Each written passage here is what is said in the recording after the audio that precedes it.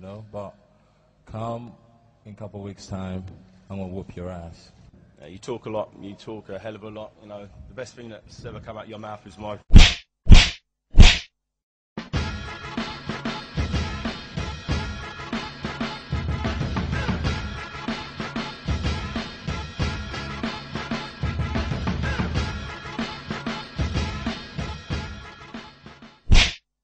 Okay, right about now. I don't really have time to pussyfoot about with no big introduction. So done with all the digging the trees and let's break this shit down. Yeah? Now, we're going to start with David Haye. Yeah? Now, whether you want to sneer at what I'm going to say next, but the truth is the truth. Because Vladimir Klitschko is a 6'7", 6'6" heavyweight who knows how to use his reach effectively, yeah? You couldn't really see the gifts that David really has. Now, when he's fighting Chisora, who is a 6'2", 6'3", same size heavyweight, you're going to see that David Haye does actually have special skills. He does actually have special skills. And any fighter, his height or shorter than him, will be vulnerable to his vast range of punches. Now I want to show you this little sequence against John Ruiz. Okay, watch this. We reckoned he would go for this and he's going for it early.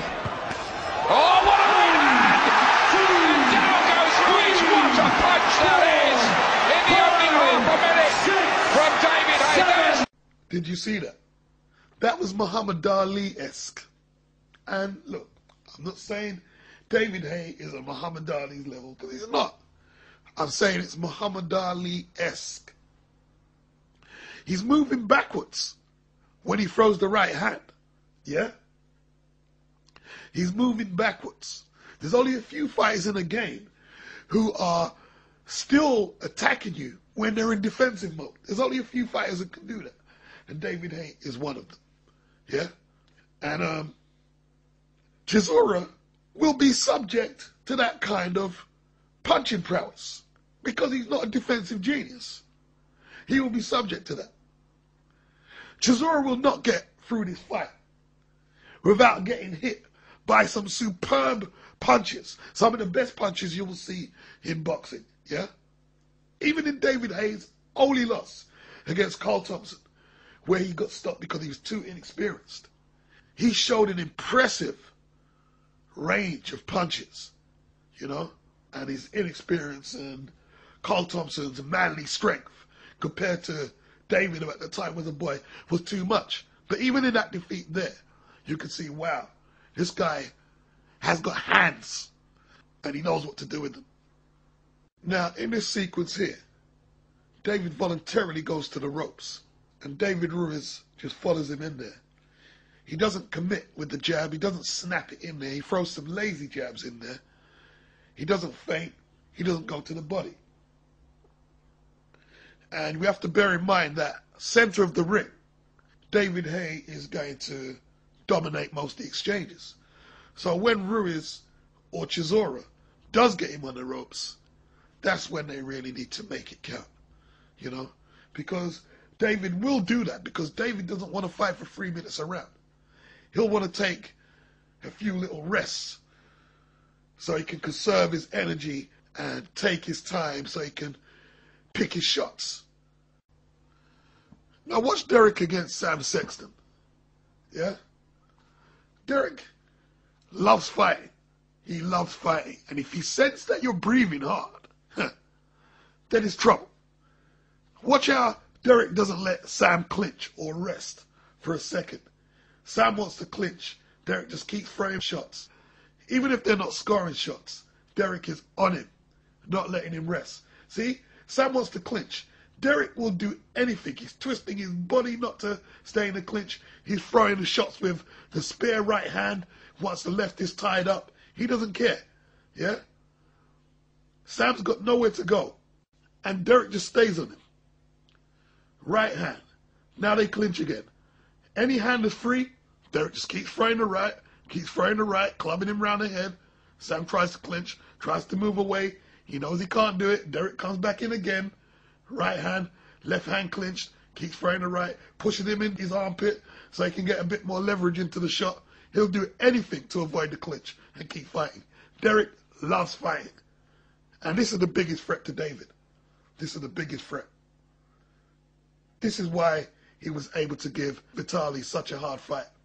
This is why he beat Robert Helenius, and the referee jumps in and stops Sam from taking a shallacking that wouldn't have stopped.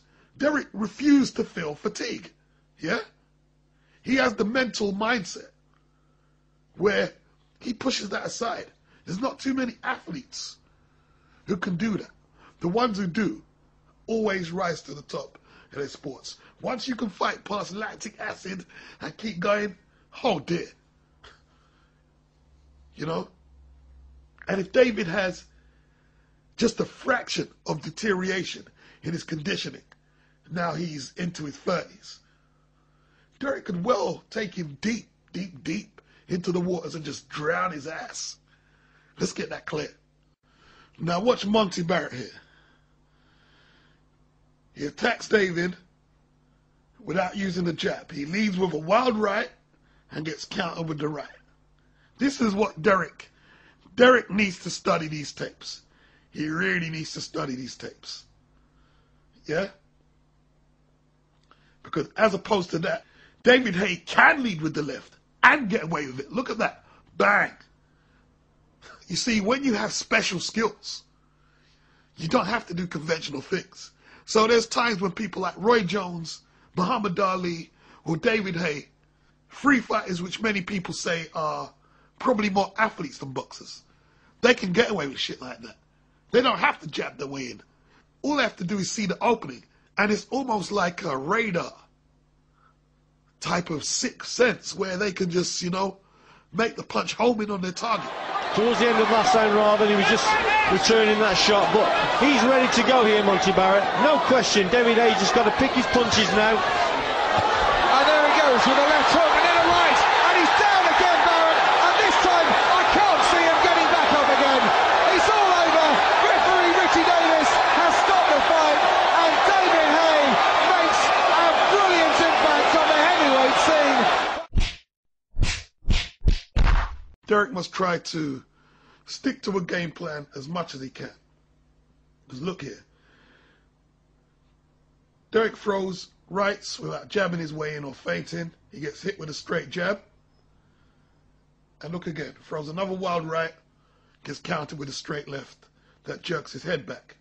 Derek has an excellent chin, so he doesn't worry about stuff like that.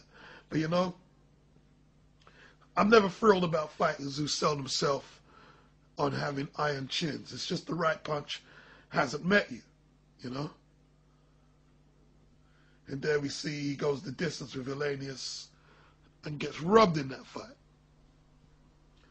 Unfortunately, I can't really find no spectacular knockdowns or knockouts that Derek has scored, because that's not really his forte. His forte is making you fight at a pace that you don't want to fight at. His forte is his fearlessness and his resilience, his stamina, and his iron chin. I know David decked him in the "you blast me" debacle, but you know, it won't be so easy in their fight time with the 8-ounce or 10-ounce gloves. Now, here's Derek fighting Danny Williams. Danny Williams, former conqueror of a washed-up Mike Tyson, and he also went 8 or 9 rounds with Vitali Klitschko. Now, if you watch Derek finishing off Danny here, the punches look a bit cuffing. Until that one uppercut. That's a good uppercut. That is a good uppercut. But apart from that shot there, the punches look cuffing, a bit sloppy. The trajectory of the punch is a little sloppy, you know? Danny gets up here. The referee dispenses the 8 count. And Derek moves in. And this combination coming up, yeah, them punches are a little sharper.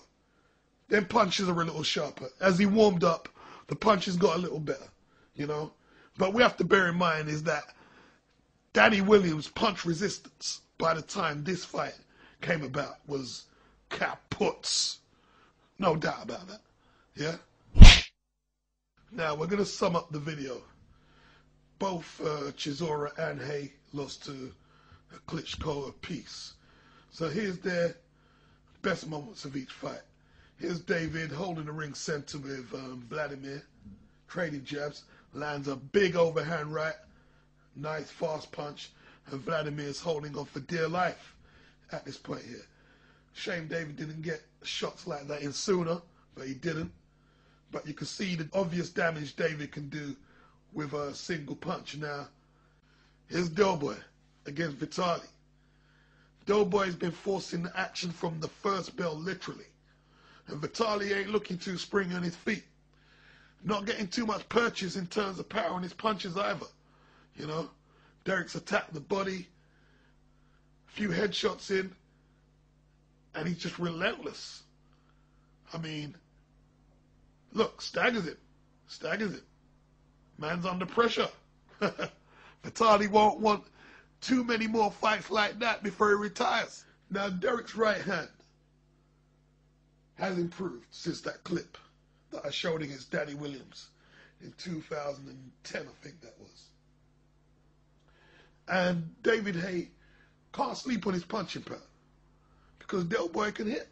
He can hit. There's no doubt about that. He's not a devastating puncher, but he can hit.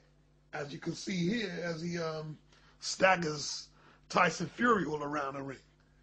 The boy can bang a little, but the punching ability, the hand speed, the fighter more likely to set up traps, effective traps, rather than just come straight forward in a rudimentary manner.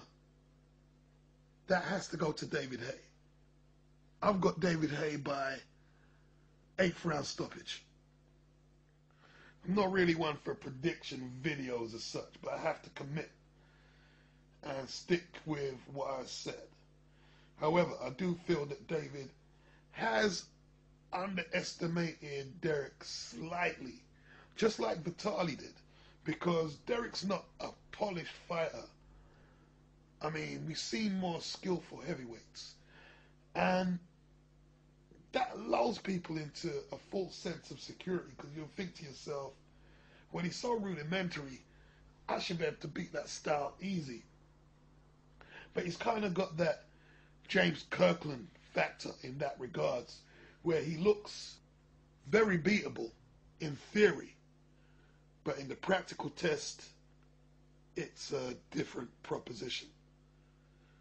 But I'm not trying to hedge my bets and spin it each way so I can say, like a lot of people do in their prediction videos, well, I told you so, even though I was wrong that could happen. No, I'm sticking to what I said. 8th round stoppage victory or KO victory for the man they call the Haymaker. Peace out.